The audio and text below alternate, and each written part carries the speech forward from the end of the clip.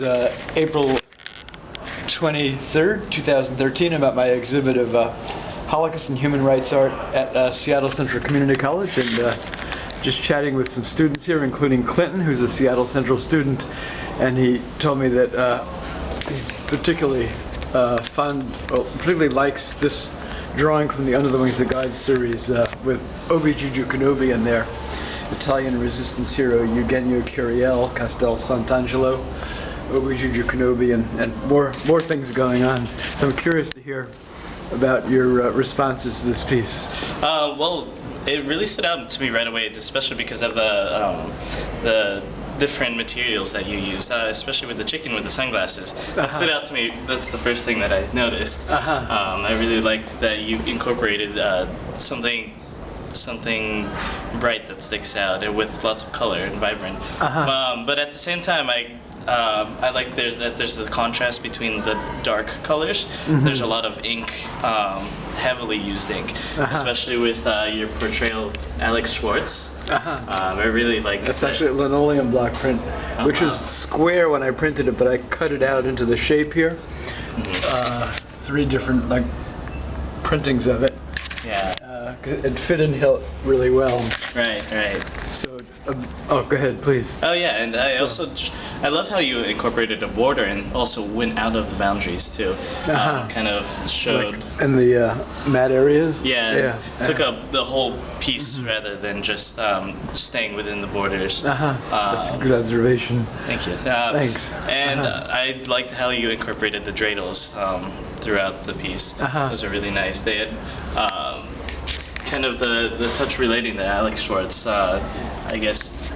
Yeah, I'm not sure what exactly you were thinking, but I was thinking about. I'll give you a little background, which may not be in the label signature. So I worked as a library clerk for 29 years, supporting my art career, the Seattle Public Library.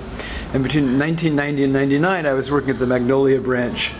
And they were library patrons there, so I used to chat with his wife at the checkout desk. And one day she was wearing like a big Star of David, and I said, hi, my name is Achebe. We found out we were both Jewish, and I found out that she was a refugee from Nazi Vienna and had been in what's called a kinder transport. She had escaped from Nazi Austria right before World War II began and worked like in a countryside estate in Vienna.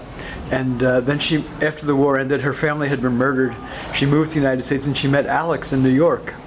And they had owned a dry cleaning store not far from here, like on Madison, right by Seattle University. There's a dry cleaning store there, and they had. When I met them, they were both retired. They had a son who had died of MS here, and they invited me over. We became friends, and I had dinner at their apartment in Magnolia a number of times, and then Alex had come to an exhibit I had at the Museum of History and Industry of my work. And he wept on seeing some of the work because his own mother had also been murdered at Auschwitz, the Nazi death camp in Poland. So, but some of my work he didn't understand, which is partly the title, Looked On by Alex from Above and Below, as he tries to comprehend my artwork. Some of the more abstract work was beyond him. He was kind of old European school, old school, and I think kind of more traditional imagery was more. And they're both passed on now, but I have fond memories of them both, even if, as I say, he didn't understand.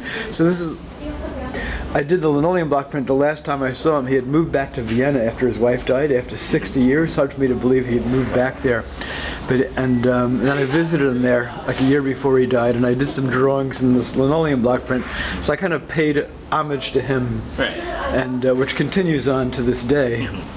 So one funny thing that happened, tell a story for the viewers here also, that this is only the second time this work has been exhibited. Oh, wow. I had it at a show at PLU in Tacoma in their library in 2002. And I gave a talk to German language and literature students. It was like a whole group came in. And the other works that were in that exhibit were kind of like these singular black and white drawings.